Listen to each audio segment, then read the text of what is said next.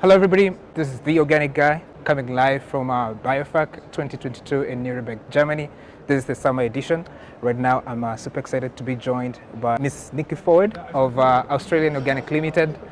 Second day in the fair. How is it, everything for you? Well, it's my first time here.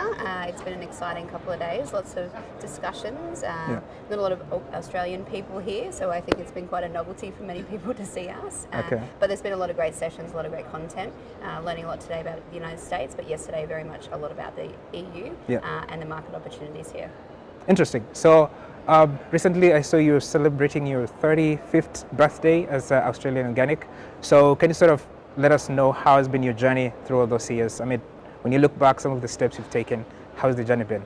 Yeah, absolutely. So Australian Organic began 35 years ago by 7 different farming families who wanted to create a system that provided an understanding of what organic production meant. And so they got together and were really advocating on behalf of Australian agriculture.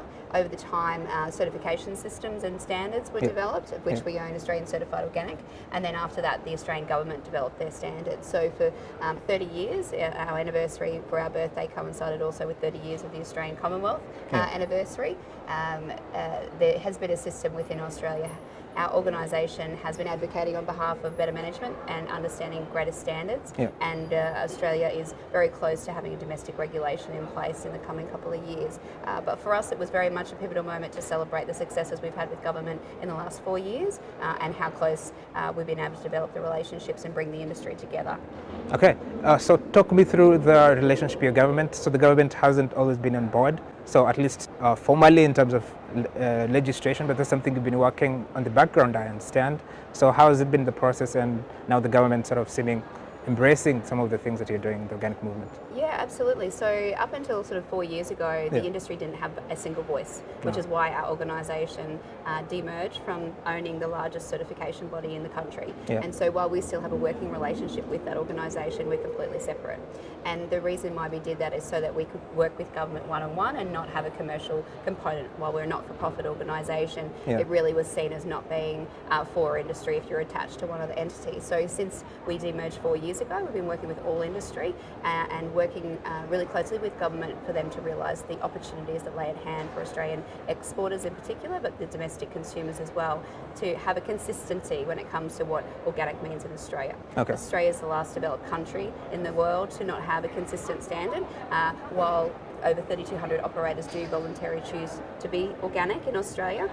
There are still some operators in the industry who aren't certified, who then use organic claims. And so for us, it's really been fighting against that misunderstanding from a consumer's perspective around what organic means in Australia.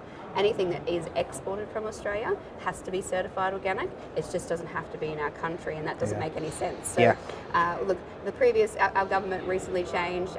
They had support for it. The new government we met with last week, they also had support for it. So we're just part of the process now to start moving towards the consistent regulation of organic in Australia. Okay, interesting. So you've been from the session, we are talking about the market in the United States and how it's developing. So I guess the market size might not be the same, but you're sort of seeing similar trends that is happening. So can you take us through what are some of the similarities you're seeing, the organic market in Australia and the one in the United States? Yeah, so the organic market in Australia is worth over $2 billion. Unfortunately, due to COVID, our borders have been locked for quite some time. So a lot of that export opportunity trade through flights and through shipment hasn't been there. However, the demand for the production has actually maintained the domestic need. So we know that if we produce more, that we're going to be able to export more with the borders now opening. So for us, it really is about the long term. How do we keep consumers aware of what they're looking for? And so, not dissimilar to what I've heard over the last couple of days, there was quite a big increase in consumption in 2020. Obviously, for people, health concerns, access to maybe some other brands they weren't looking for, but organics took a real increase. And so, for us, again, not dissimilar to the other countries we've seen, you're going to see that come back a little bit potentially, as well as with the economic challenges that not just Australia is facing, but the whole world is. So, look, being very aware of that, I think, it's about the value and the quality and the integrity that sits behind it, which is really where the focus for us is as a country, is continuing to build that, which is why it flows on really well into the domestic regulation discussion we're having, is that, pricing may be an issue, but long term, those who are consuming it, we've seen even in recent research, they're going to consume more. Interesting. So definitely some bright things happening there. The other thing that I notice you doing different is you're focusing on sort of taking the education part into school. So maybe helping people learn more about organic. That's an interesting dynamic. So can you take me through what's the thinking behind it?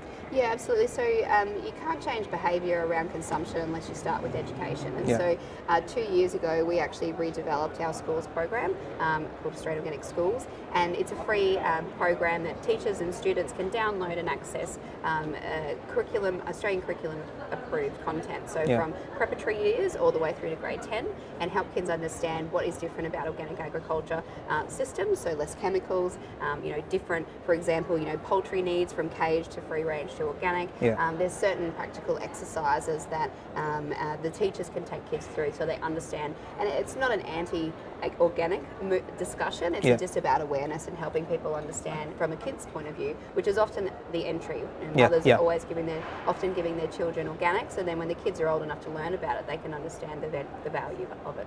Yeah, definitely. So it's about giving them an option, telling them, you know what, this side of things that you can do them differently.